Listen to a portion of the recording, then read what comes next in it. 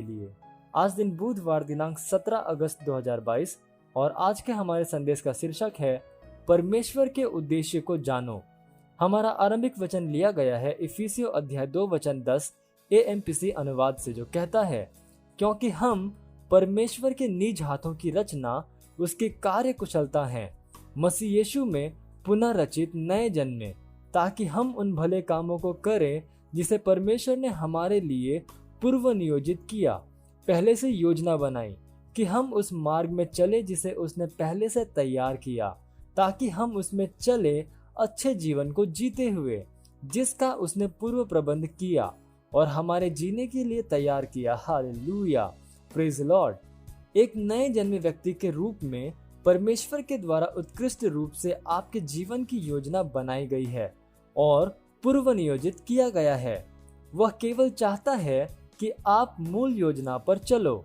उदाहरण के लिए विवाह और बच्चे पैदा करना यद्यपि स्वाभाविक इच्छा है और परमेश्वर की ओर से आशीष है, तो भी हर किसी के लिए यह परमेश्वर की निश्चित योजना नहीं है।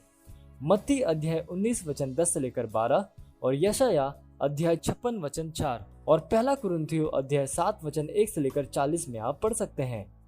हर जगह सुसमाचार प्रचार करना भी सभी मसीहों के लिए मसीह का सामान्य निर्देश है, लेकिन उसके पास निश्चित योजनाएं हैं और निश्चित स्थानों या समयों पर वह आपको ऐसा करने से रोक सकता है। प्रेरितों के काम अध्याय 16 वचन 6 से लेकर 10 में आप पढ़ सकते हैं।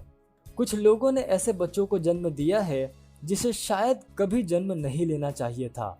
शायद आपको यह बात आश्चर्यजनक लगे, लेकिन यदि आप पवित्र शास्त्र का पर्याप्त अध्ययन करेंगे तो आप समझेंगे। शायद कोई कहे, क्या बाइबल नहीं कहती कि बच्चे परमेश्वर की विरासत हैं? यह उन कारणों का भाग है कि आपको परमेश्वर से अवश्य ही पता लगाना चाहिए कि जिसे आप दुनिया में ला रहे हैं वह उसकी ओर से है या नहीं। कुछ लोगों ने कभी परमेश्वर से नहीं पूछा, क्या हमें बच्चे पैदा करने चाहिए? वे सोचते हैं कि जैसे ही उनका विवाह होता है वैसे ही उनकी संतान अवश्य ही होनी चाहिए। विवाह आवश्यक रूप से संतान उत्पत्ति के लिए नहीं है। यही कारण है कि परमेश्वर से प्रार्थना करना और पूछना बुद्धिमानी है। एक महिला के 3 बच्चे थे, लेकिन 15 वर्ष के होने से पहले ही वे मर गए।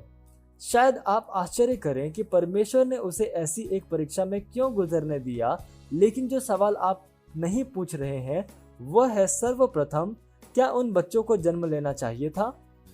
आत्मा और वचन के द्वारा हमें अपने जीवन के लिए परमेश्वर की योजना और उद्देश्य को और इसमें कैसे चलना चाहिए अवश्य ही सीखना चाहिए। बहुत से लोग जीवन में कुछ काम करने के लिए आगे बढ़ते हैं, यद्यपि यह उनके लिए परमेश्वर की कार्य सूची का भाग नहीं है। वे दूसरों के आनंद के लिए अपना जीवन जीना चाहते हैं। वे निश्चित नौकरियां, पेशे या पद चाहते हैं क्योंकि इसके लिए दूसरे उन पर दबाव डाल रहे हैं। सारी वस्तुओं में परमेश्वर आपको मार्गदर्शित करना चाहता है। मत सोचो कि यदि आप उससे पूछेंगे तो वह चुप रहेगा। आप आश्चर्य करेंगे कि वह कितनी तेजी से और स्पष्ट रूप से आपसे बात करेगा और आपको वह मार्गदर्शन देगा जिसकी आपको आवश्यकता है। कभी भी अपने आप को हमेशा उन बातों पर आग्रह करता हुआ मत पाओ जो कि आप चाहते हैं। परमेश्वर से पूछो। अपने जीवन के लिए परमेश्वर के उद्देश्य को पूरा करते हुए आप हमेशा की तरह खुश रह सकते हैं। यह सबसे महत्वपूर्ण बात है, अपने उद्देश्य को खोजना और इसे पूरा करना। Hallelujah, praise Lord.